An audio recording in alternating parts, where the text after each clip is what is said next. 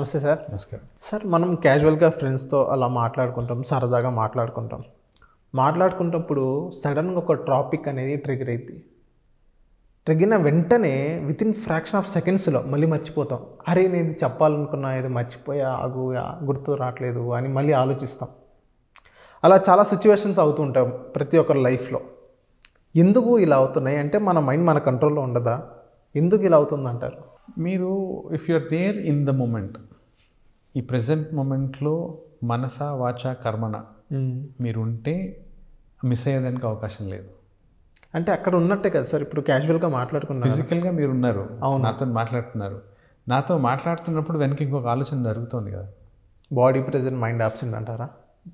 Mind ఇంకెక్కడో బిజీగా ఉంది, right? So mind ఎక్కడ దేని గురించి ఆలోచిస్తుంది, అది ఇంపార్టెంట్. సో మీరు ఇక్కడ ఉన్నారు, నేను మాట్లాడుతున్న టాపిక్ మీరు మాట్లాడుతున్నారు, బట్ మీరు ఇంకేదో ఆలోచిస్తున్నారు అనుకోండి.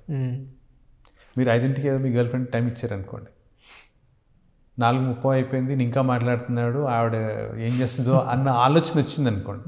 మీరు ఇక్కడ ఉంటారు, మీరు మాట్లాడుతుంటారు, ఇదే టాపిక్ మాట్లాడుతుంటారు, but the life of this discussion వెళ్ళిపోతుంది. ఓకే.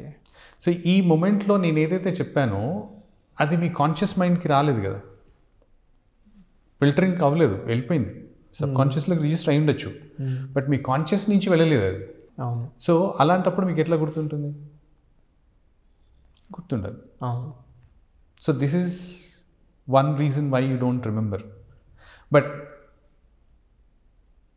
మీరు kind of going deep into it, dementia లేకపోతే అల్జైమర్స్ ఇలాంటివి, అంటే ఒక డిసీజ్ రిలేటెడ్ గురించి కనుక మీరు మాట్లాడుతున్నట్లయితే, ఎప్పుడైతే మీరు లైఫ్లో కొన్ని ఎక్స్పీరియన్సెస్ ఉన్నాయో అవి మర్చిపోయేటువంటి ప్రయత్నం చేస్తారు. ఓకే. పెయిన్ఫుల్ సిచ్యువేషన్స్ ఏమో ఉన్నాయి, అవును. ఆ పెయిన్ఫుల్ సిచ్యువేషన్స్ని మీరు గుర్తు తెచ్చుకోవడానికి ఇష్టపడలేదు, మర్చిపోవాలి అనేటువంటి ఒక ప్రయత్నం జరుగుతుంది,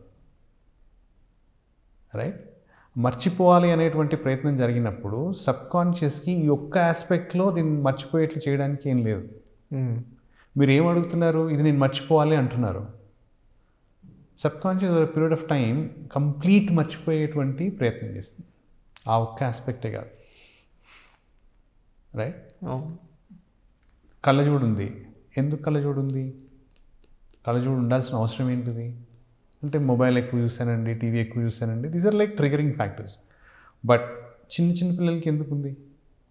5 ఏళ్ళకి 6 ఏళ్ళకి ఉన్న పిల్లలకి ఎందుకుంది? అంటే వాళ్ళ వారసత్వంగా కూడా రావచ్చు కదా మనం చూసుకున్నట్లయితే. అంటే వాళ్ళ ఫాదర్కి వచ్చింది, వాళ్ళ మదర్కి వచ్చింది, సో వాళ్ళ పిల్లలకి కూడా వచ్చింది అని అనుకోవచ్చు కదా మనకు. అంటే పాసిబిలిటీ ఉంటుంది, ఓకే, గ్యారంటీ ఏం లేదు. బట్ ఎందుకు వస్తుంది అంటే, ఎప్పుడైతే పిల్లలు ఇంట్లో జరుగుతున్నటువంటివి లేకపోతే స్కూల్లో జరుగుతున్నటువంటి వాతావరణం ఏదైతే ఉందో అది దాన్ని చూడడానికి ఇష్టపడట్లేదో, అప్పుడు the body will create that kind of situation. Okay. Subconscious లాంటి సిచ్యువేషన్ క్రియేట్ చేస్తుంది where you can't see, right? ఇప్పుడు ప్రజెంట్ జరుగుతున్నది మీరు చూడడానికి ఇష్టపడట్లేదు, ఓకే? అప్పుడు దగ్గరగా కనిపించేటువంటి వస్తువులు ఏవైతే ఉన్నాయో అవి బ్లర్ అవుతాయి. ప్రజెంట్ సిచ్యువేషన్ మీకు లైఫ్లో జరుగుతున్నటువంటి సిచ్యువేషన్ మీకు నచ్చట్లేదు, మీరు చూడడానికి ఇష్టపడట్లేదు, అంటే ఇది కనపడకూడదు.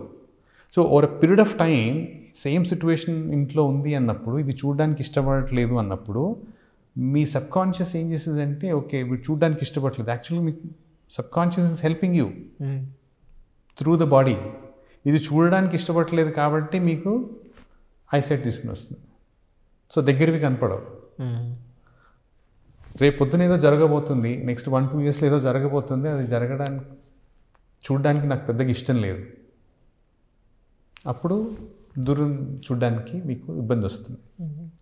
So the body is a tool to your subconscious mind.